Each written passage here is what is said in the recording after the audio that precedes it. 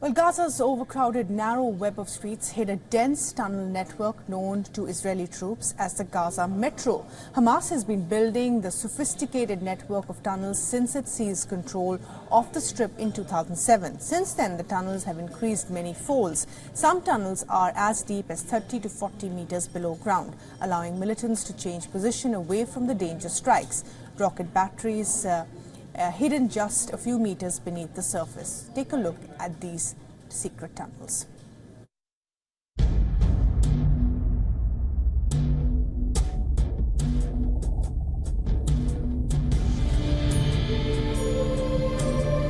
This is a part of the world where I couldn't have reached without going through underground tunnels. Gaza is a city older than Christianity, Islam and Judaism. A caravan point of strategic importance from the earliest times, it was constantly involved in the wars between Egypt and Syria and the Mesopotamian powers.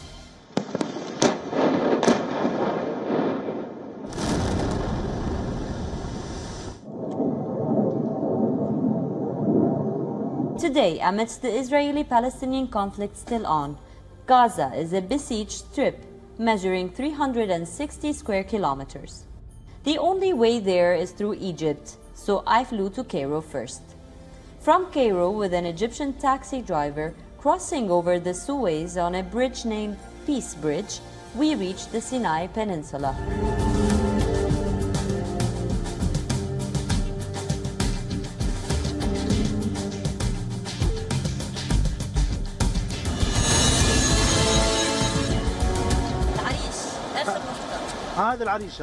This is Al Arish, the last stop before the borders.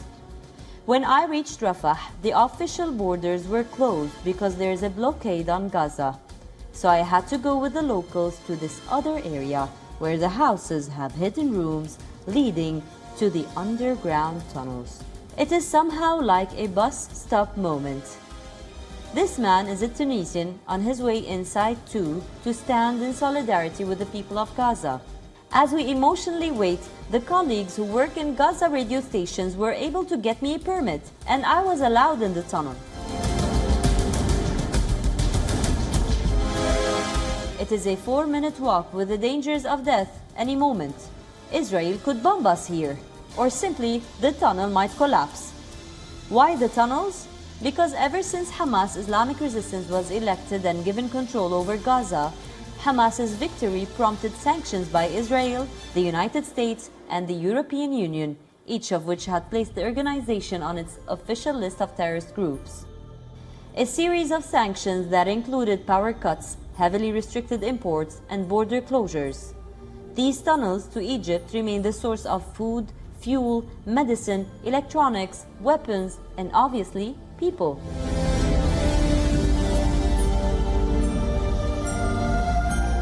Inside Gaza, the only self-governed Palestinian piece of land, we get to have a closer look on what Hamas is and how it governs. I interviewed fighters, secular and Islamic, activists, feminists, musicians, opinionated college students, and politicians. I found out that Gaza people are not all so happy about the Islamic Hamas's government, but when under war, there's no luxury to oppose the armed group defending you, some said. I found out that there is an Orthodox church and around 1,500 Christians living here. I found that they use the Israeli currency and export agricultural products. Regardless of the high levels of poverty and overpopulation here, some of the politicians managed to make millions of dollars. I discovered the Qatari flags on the boats of the fishermen, the Turkish statue at the besieged port, the Iranian flag at the checkpoint between Gaza and the Israeli troops. I discovered that Hamas is the link between Iran and Qatar, and that Gaza might be their common ground. I met this man who was injured in the war but kept on fighting, till he later was killed while protesting with a flag, and now is known as one of the bravest martyrs of Gaza. We discovered ancient history in the streets, where every conqueror, crusader, Canaanite, Persian, Arab, Egyptian, Greek, Roman, or Ottoman Empire resided for a period of time. But most importantly, I learned from the man who lived here in this building, Napoleon Bonaparte, that Gaza is the outpost of Africa and the window to Asia.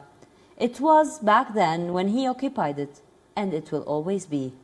Ghadi Francis reporting from Gaza for WION. World is One.